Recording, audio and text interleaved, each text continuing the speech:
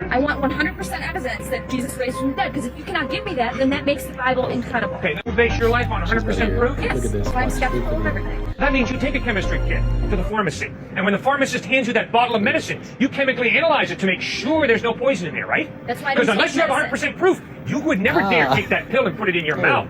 Because maybe the pharmacist put poison in there. Yes, I don't base it on 100%. Right, thank you. I look So don't tell me you base your life on 100% proof. You don't. None of us do. It's not possible. There is a reason we started with this video. Most things in life are not 100%. The majority of the time, we have to go on the general information we receive from the world around us, and information from experts in that field. Now let's explore the question, are men naturally polygamous? It's been years that I've been interested in a poly relationship. One, because I don't believe that men are supposed to be with one woman. It's not just about the sex part. I think that if you build the right poly relationship, it could be an amazing thing. Each of his wives have different strengths. There might be one that's good with the kids, one might be more of a businesswoman, and they all love each other genuinely. It's not just for the man, it's just for the whole sisterhood and things like that. I think it could be a great thing if we just bring our strengths together and make an amazing team. So that's why I'm with the poly. But how often do you hear that a woman cheats on her man and he stays? Never. You will never hear that. Never. If we did the things that they did, they would be out so quick. They would not. You're Why is it absolutely right. always women have That to is forgive? true. Why do we have to have 100% such big of the time. forgiving hearts? Why? Not 90%, it's 100% 100% of the That's time. true. I If don't I know tried anybody. my man, he'd have been like, Okay. bye. The first woman has accepted the reality of men's nature, based on her worldview, and is willing to work with it. The women on the show, like most women, continue to ignore their world experience, and continue to fight against what the majority of men want to do. In general, it is natural for a man to like a variety of intimate partners at one time, but this is not the same for women.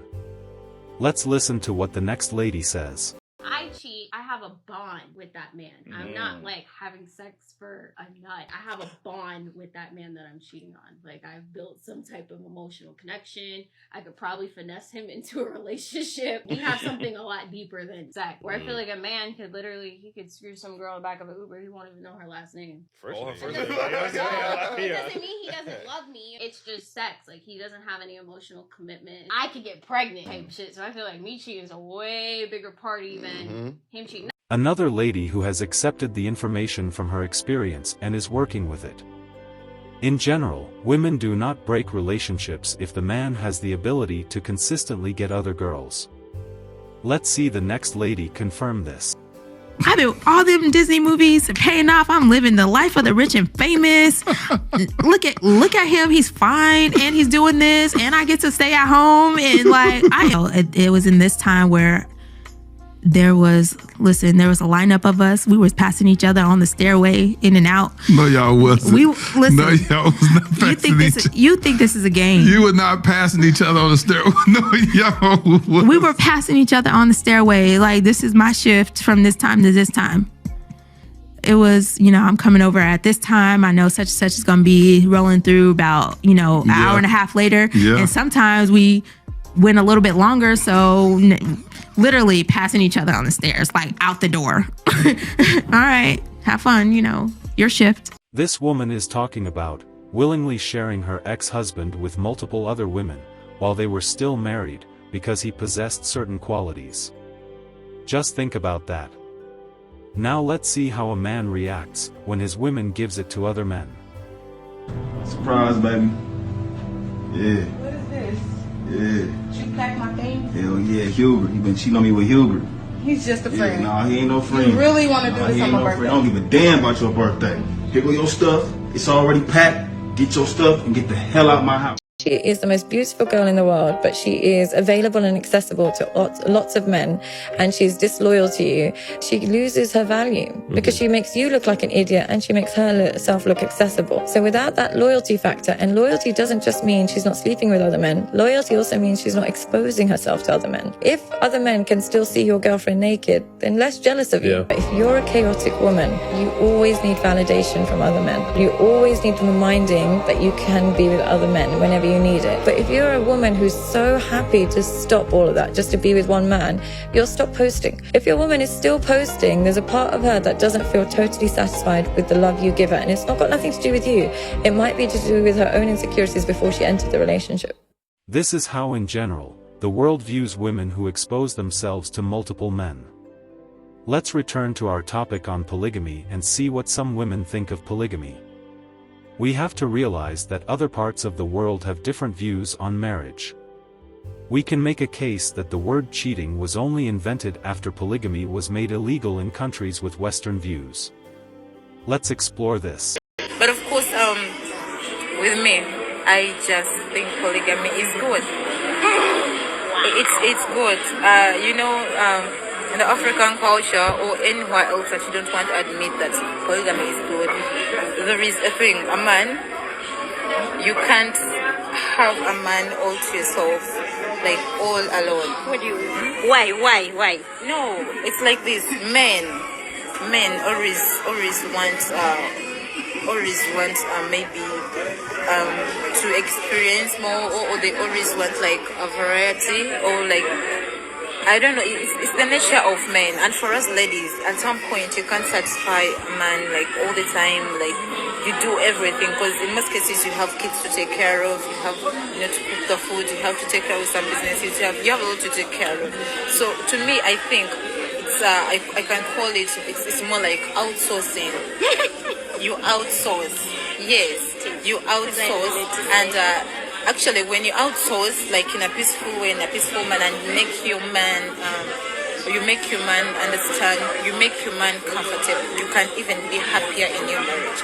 It's like knowing your man has a side chick, and you don't put him on pressure. If it's one side chick, or if he says, I want to marry another woman, and you are okay with it, and you appreciate that woman and the kids, you are going to live very happily than, always fighting about it. It's like this. No, it's like I told you, it's outsourcing.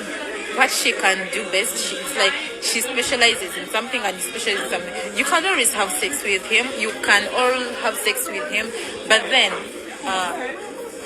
at some moment, sometimes you're tired, he comes home and you can't have sex. Sometimes, so it's always like he has to feel like a man. He has to feel himself. He has to be himself all the time. And when you outsource, you can have the best peace that you've ever had in your marriage. This is a debate between a woman who agrees with polygamy and a woman who does not.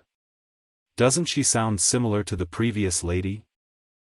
I think that if you build the right poly relationship, it could be an amazing thing. Each of his wives have different strengths. There might be one that's good with the kids, one might be more of a businesswoman, and they all love each other genuinely. It's not just for the man, it's just for the whole sisterhood and things like that. I think it could be a great thing if we just bring our strengths together and make an amazing team. Men aren't natural monogamous people. And I'll tell you, look at this. The richest men, the strongest men, like kings, celebrities, why are they always cheating or have more than one woman? Because they have the option to. Women are attracted to them because of their fame or their power or their money. So they get the option to cheat, so they cheat more. Then the more you go down on the ranks, an average man who's just married to his wife, who doesn't have the means to attract another woman, doesn't cheat. But realistically, men aren't built for monogamy. They're designed, even physically, their bodies, their sexual drives are designed to have more than one woman. And so when we say men are cheaters, we're already flawed in that sentence because we're not understanding how they're designed. They're not designed for monogamy. They're designed and they're acting out naturally to themselves. And then we come in and we say, you can't act naturally to what feels natural to you as a man. What we do is what's wrong when we say they're cheaters. What we should do as their partners in life, as people that love them, is bring them more women. Biologically, sex is designed for one main purpose: procreation. Anything else, that's extra. The female reproductive cycle comes around once a month. For a man, it's every day. For each sexual act, the woman's one egg is matched by the man's 120 million sperm cells. Now let's do some calculation. 120 million sperm cells a day, every day, as opposed to one egg a month, every month, means, assuming all the cells are viable, that it will take only 30 men to impregnate all the women in the world. This points to one clear fact. A man is, by nature, polygamous. Monogamy and fidelity are unnatural situations promulgated by religious beliefs and social pressures. Take those away, every man will cheat. It's simply biological. Now let's look at the extra.